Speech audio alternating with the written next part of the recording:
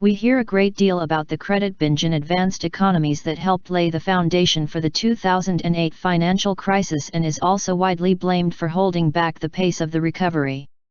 Well, while the West has been unwinding some of this excess borrowing in recent years, emerging markets have been seeing their own credit boom. And it's a huge risk, particularly in China, where growth has normally pushed along the economies of several other countries. Growth is slowing in China and its debt overhang is growing as a result. That's a problem because countries ought to be able to grow their way out of debt. But that era may be coming to an end. And now China has a developing real estate crash of its own.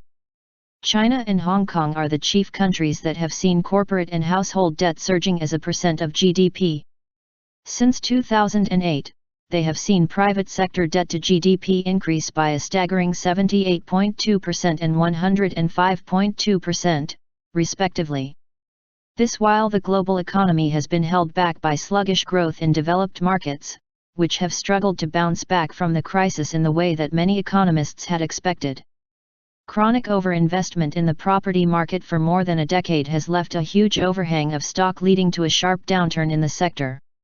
Sales fell by 10.8% over the first 9 months of 2014, according to the country's National Bureau of Statistics. This has led to new investment in property, a good guide for the market's expectation of its future growth potential, falling sharply.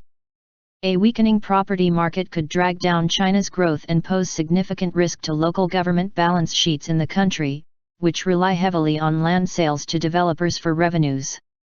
The value of land sales is falling off a cliff. The problems are likely to weigh on Chinese growth and put pressure on the government to bail out local authorities.